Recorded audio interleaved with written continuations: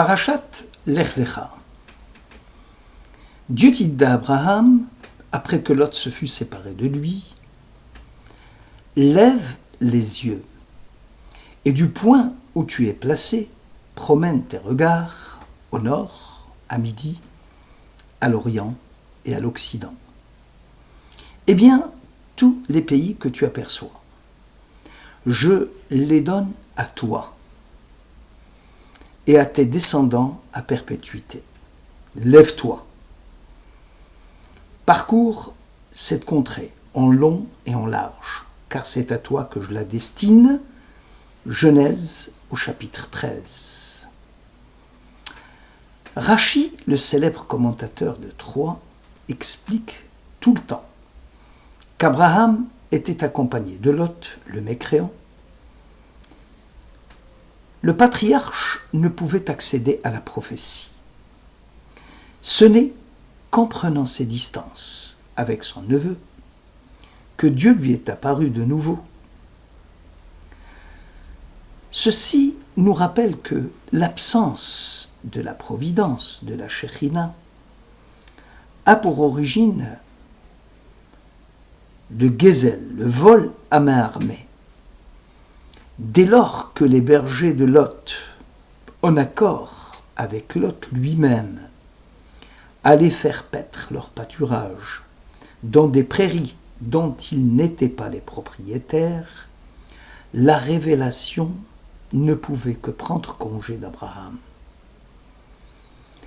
Car le prophète n'est pas un récepteur passif, une machine seulement à enregistrer les messages de l'extérieur, sans que son cœur et sa volonté n'y prennent part. La Shekhinah, ici la Nevoua, le Ruach HaKodesh, l'Esprit Saint. La révélation n'a pas lieu lorsque Dieu ne trouve pas d'interlocuteur. L'événement du Sinaï est d'ailleurs appelé Matan Torah, qui signifie, et non Kabbalat Torah, qui signifie le don et l'acceptation de la Torah. La révélation est donc un événement de la vie de Dieu et un événement de la vie de l'homme.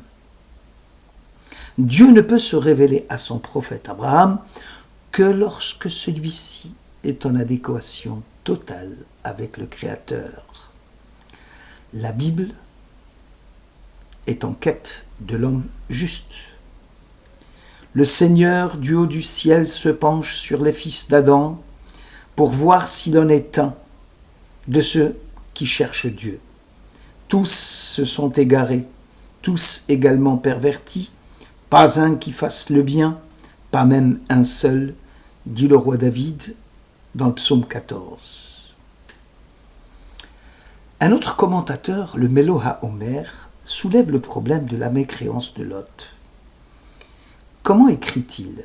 Est-il possible que le neveu d'Abraham qui s'était engagé à suivre son oncle et qui fut de surcroît son disciple, puisse-t-il ainsi rejeter l'enseignement de son maître ? Selon le traité Ketubot 5, celui qui décide d'aller résider en Terre Sainte, il lui est promis de connaître une grande ascension spirituelle. D'ailleurs, le fait de monter en Israël s'appelle bien la Aliyah, l'ascension spirituelle. Pourquoi cela n'a-t-il pas été le cas pour M. Lot ?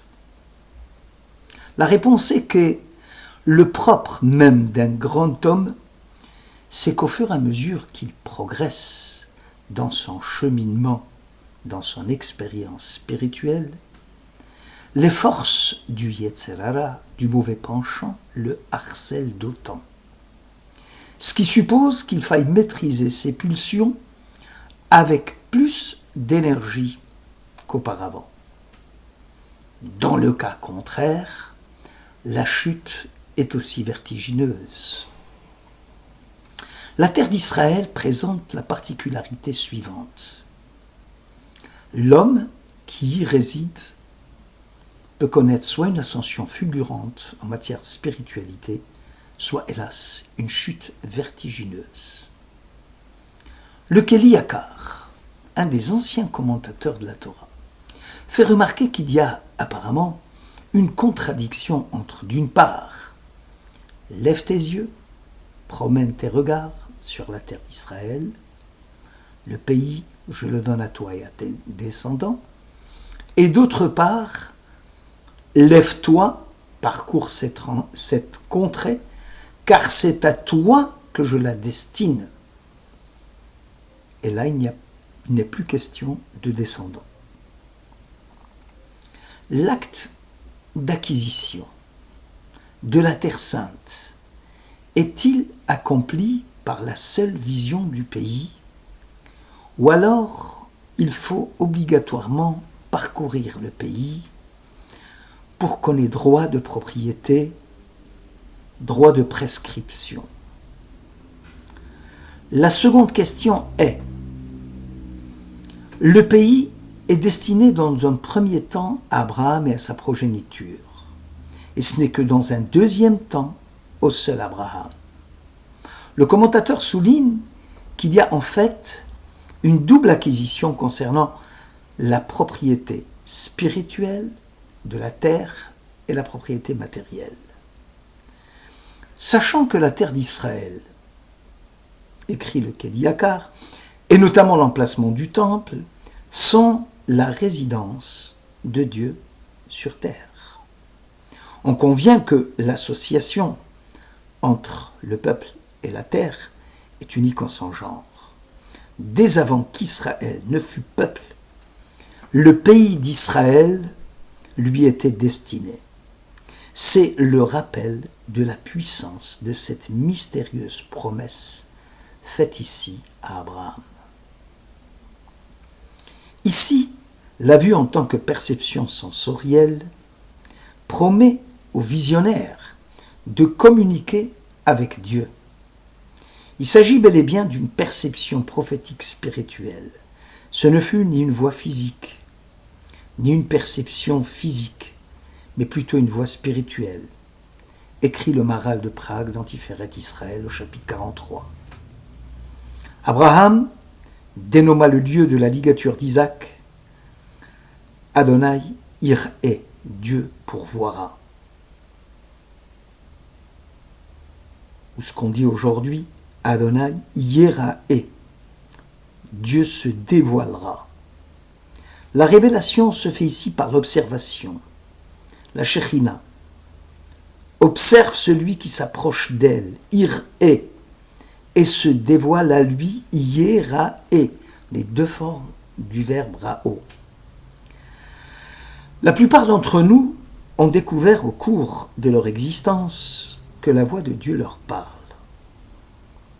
Nous ressentons tous comme l'écho de sa voix, qui perce le silence et cherche à attirer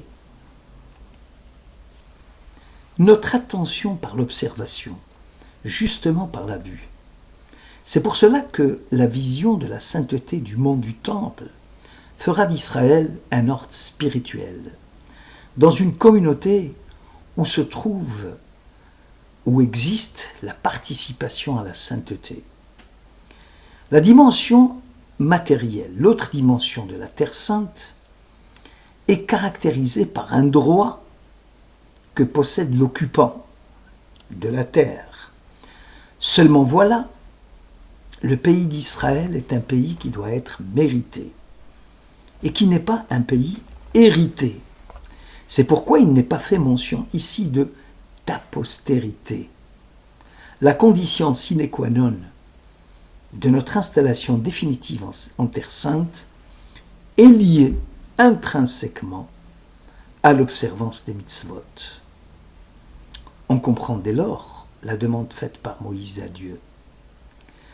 Laisse-moi traverser, que je voie cet heureux pays, disait le prophète au Deutéronome, chapitre 3.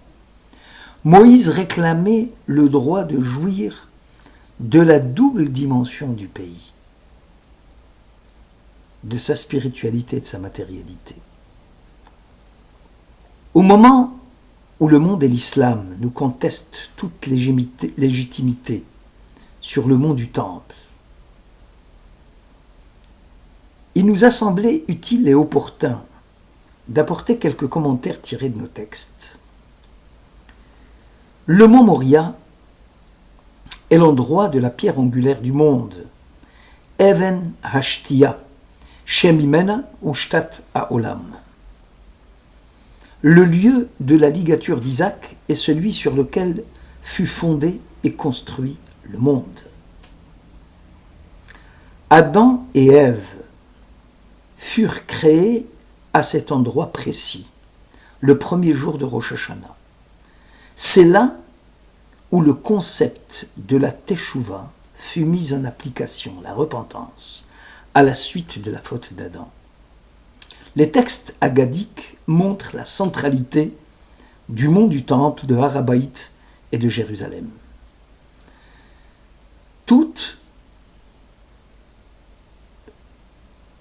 demande de souveraineté sur ces dieux relève de l'ordre de l'usurpation d'identité. Nous avons subi déjà une fois l'usurpation au niveau du ciel avec la chrétienté et les virus Israël.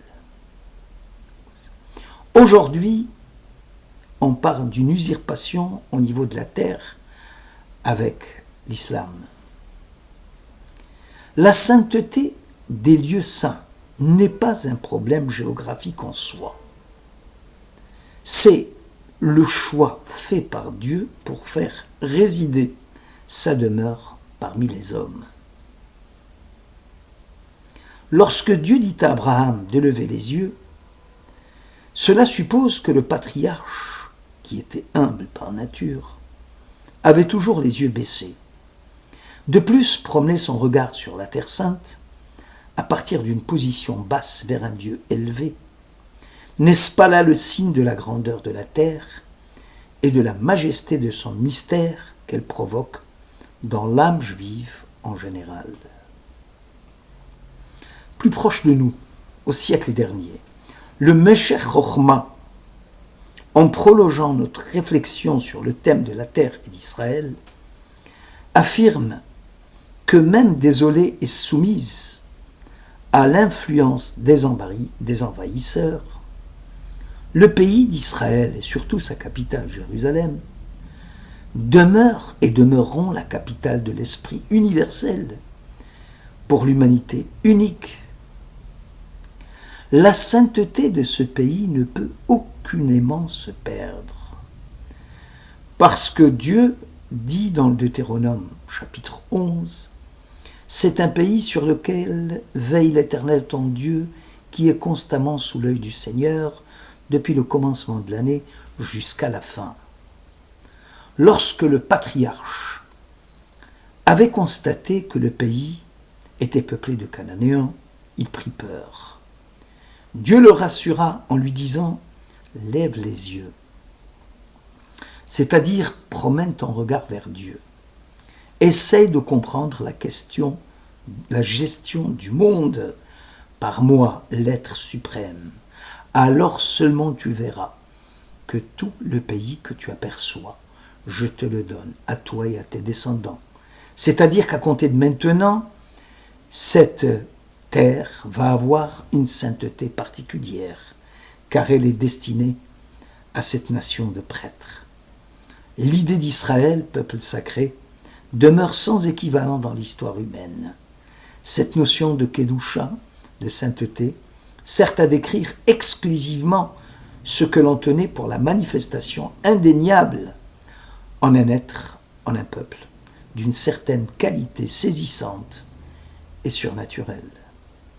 Israël, peuple sacré, c'est seulement en raison des événements extraordinaires qu'il a vécus et le miracle d'Israël est une vérification au quotidien du miracle de Dieu et de la Bible. Merci de votre écoute.